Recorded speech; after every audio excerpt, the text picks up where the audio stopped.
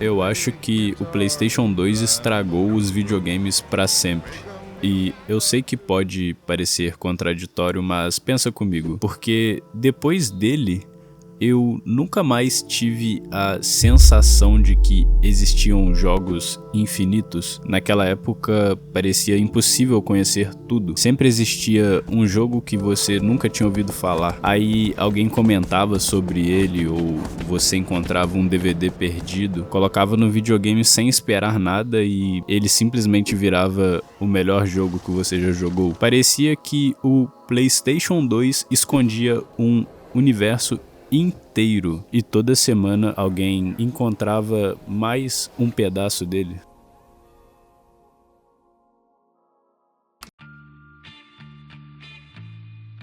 E o mais curioso disso é que eu nem acho que isso aconteceu porque o PlayStation 2 tinha mais jogos do que qualquer outro videogame. A biblioteca dele realmente era gigante, mas hoje também é. A gente tem PlayStation 5, o PC, Game Pass, e mesmo assim parece a mesma coisa. Acho que o problema não era a quantidade, era como a gente descobria os jogos. Hoje você sabe de tudo antes mesmo de jogar. Tem trailer, gameplay, algum vídeo no TikTok moldando a sua opinião. Não gosto de Red Dead Redemption. Nossa! Não gosto. A carinha dele. Você nem joga, você já chega com a opinião formada. Naquela época era diferente. Provavelmente você iria descobrir um jogo porque algum amigo seu te recomendou ou algum familiar chegou com um DVD todo arranhado na sua casa. E o mais louco disso é que descobrir um jogo era só o começo, porque quase todos eles conseguiam fazer uma coisa muito difícil: ter personalidade. Wanna make out?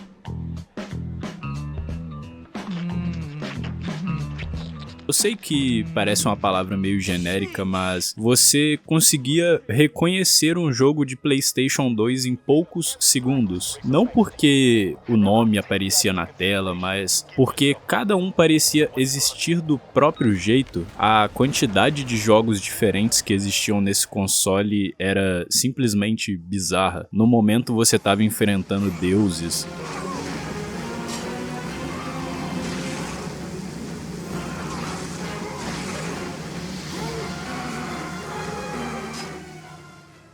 No outro dominava Los Santos, depois sobrevivia numa vila cheia de ganados, depois passava horas tentando passar da segunda fase do Black. Sério, cara, essa missão era difícil pra caramba.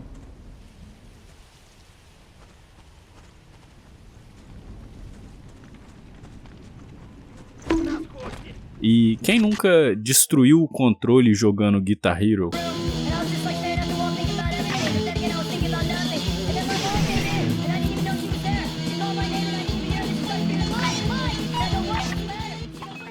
O PlayStation 2 era o único lugar onde tudo isso fazia sentido. Parecia que cada estúdio fazia exatamente o jogo que queria fazer, sem medo de parecer estranho. E eu acho que existe um motivo muito claro para isso não acontecer com tanta frequência hoje. Fazer um jogo virou um negócio gigantesco, cara, custando centenas de milhões de dólares. Ninguém quer correr o risco de lançar um jogo e ele flopar e deixar um prejuízo gigantesco. Então, quando uma fórmula funciona, todo mundo corre atrás dela, lança um Souls-like e aparecem mais 20 depois, sai um live service e todo mundo quer fazer o seu. Pô, os caras estão tentando fazer o Fortnite 2 até hoje, saca?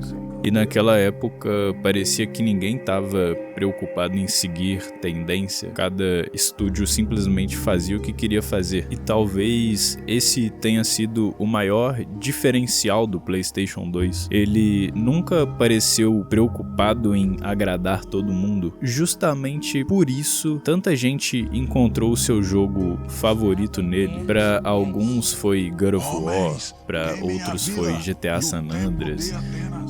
Muitos passaram horas no Resident Evil 4. É impossível duas pessoas lembrarem do PlayStation 2 exatamente da mesma forma. Talvez essa seja a maior prova da diversidade que esse console tinha.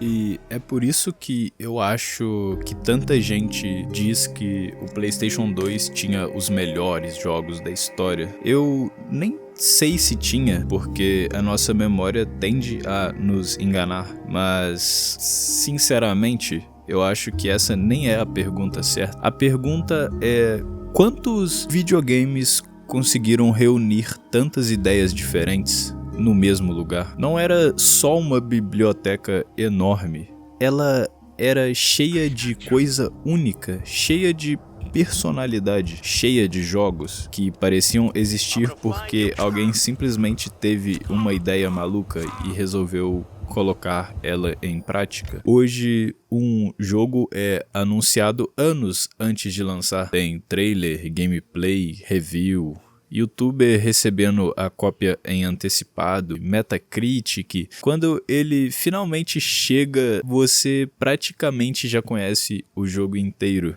No PlayStation 2 era diferente. Você literalmente descobria os jogos jogando, e essa talvez tenha sido a maior magia daquele console. Não era só ligar o videogame, era não fazer ideia do que você ia encontrar do outro lado da tela. E é justamente por isso que, tantos anos depois, ninguém conseguiu repetir isso. Bom, mas agora eu quero saber de você. Você acha que os jogos daquela época eram realmente mais criativos? Ou hoje a indústria só evoluiu de um jeito diferente? Me conta aqui nos comentários que eu vou ler todos. Muito obrigado por assistir e até o próximo vídeo.